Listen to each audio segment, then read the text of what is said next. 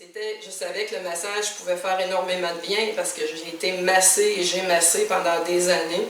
Mais il y avait par le massage, c'est qu'on pouvait arriver à rencontrer vraiment l'être humain. Parce que on a beau dire plein de mots, plein de belles paroles, faire plein de choses, se mettre derrière notre profession, mais quand on masse quelqu'un, qu'on met les mains sur son corps, puis qu'on attend de voir si ça respire, là, c'est l'heure de vérité. Fait que les tensions, la non-respiration, les rigidités, les défenses, tout ça, ça me fascinait. Puis, ce que j'ai trouvé le plus difficile, c'est sûr qu'il faut apprendre les techniques, il faut être de bons techniciens, parce qu'il faut savoir ce qu'on fait, il faut comprendre ce qu'on fait, il ne faut pas juste répéter des manœuvres bêtement. Il faut les comprendre, il faut les sentir, il faut les faire, il faut les ressentir dans notre propre corps, puis bien saisir ce que ça peut donner comme impact. Il y a trop d'enseignements où on n'apprend pas aux gens à comprendre ce qu'ils font. Et ça, c'était ma grande tristesse de voir que souvent, c'était plus encouragé qu'un enseignement en profondeur, puis un enseignement où le prof ou le guide, ou appelle-le comme tu voudras, il aide l'être humain à être lui-même comme thérapeute. C'est ça la chose la plus difficile. Et quand les gens arrivaient en formation, je ne comprenais pas au début, quand j'ai commencé à enseigner le suédois, je ne comprenais pas pourquoi des fois une simple manœuvre pouvait être si difficile à exécuter. Mais là, c'est que je focusais sur la manœuvre. Puis, tranquillement, j'ai compris qu'une simple manœuvre me révélait toute la personne. Ses difficultés, pourquoi c'est difficile de faire un effleurage avec fluidité, pourquoi c'est difficile de faire un pétrissage à pleine main, puis d'y aller à bras-le-corps avec la personne.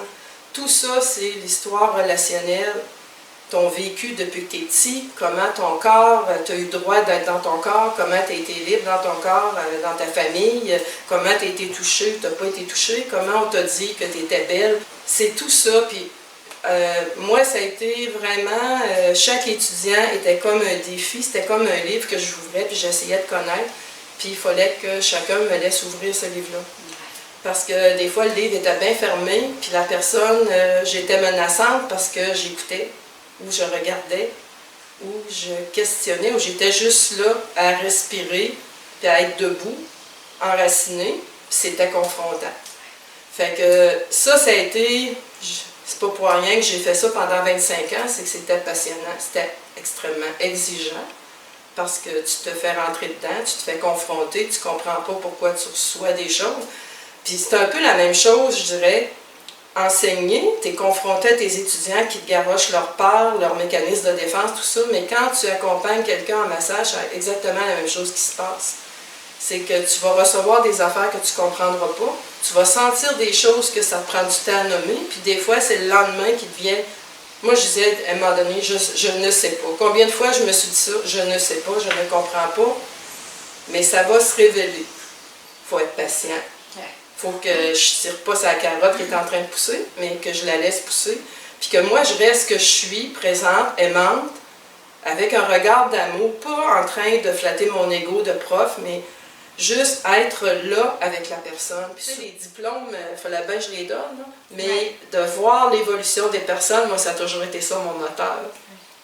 Puis c'était en ça que je croyais, mais je croyais que par le massage, il y avait tellement, ça a tellement un potentiel.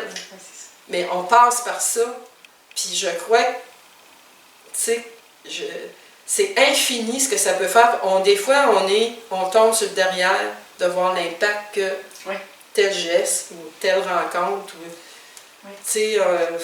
Mais comme tu dis, ça prend, pour faire ça, ça prend de l'humilité. Ça prend de l'humilité, ça prend de l'amour, ça prend un cœur ouvert, un esprit ouvert, puis de l'humilité. Mais d'avoir une bonne formation, le côté humain est hyper important. Mais ça prend aussi une bonne formation parce que si tu te présentes comme massothérapeute, puis que tu ne sais pas masser, parce que ça existe, c'est de valeur, il y a des gens qui payent beaucoup d'argent et ils ne savent pas masser. C'est clair, moi je tombe sur le derrière à chaque fois, je me dis, ben voyons, c'est quoi? C'est un massage suédois que j'ai demandé, c'est quoi que je viens de recevoir là? Je ne reconnais rien, à part un effleurage, puis qui pourrait être mieux. Je pense qu'une bonne formation de massage qui me permet d'être sentir que je suis assez à l'aise, moi, quand je masse, dans mon propre corps pour masser, puis de faire assez de bien aux autres. Il faut que, dans le fond, il faut être honnête avec soi-même. Si on se rend compte qu'on ne change rien dans le corps de l'autre, ben il doit me manquer quelque chose. Fait que tu continues d'aller chercher, puis à un moment donné, il y a comme un courant qui se forme, tu vas trouver ton massage à toi, dans lequel tu es bien, puis que tu vas sentir que tu vas avoir un impact sur la personne. Parce qu'à quelque part, c'est la personne, elle, qui détend son corps. Toi, tu le travailles, mais si elle décide qu'elle reste contractée, tu auras beau flatter, gosser, tout faire, pétrir, frictionner, bon. Mais il faut qu'elle soit là, il faut qu'elle accepte de se détendre par tes manœuvres, par ta présence, par qu'est-ce qu'elle ressent de toi. Puis des fois, les gens, ils oublient l'impact qu'ils ont juste dans leur non-verbal, leur présence, leur façon. La massothérapie, c'est tellement un monde extraordinaire.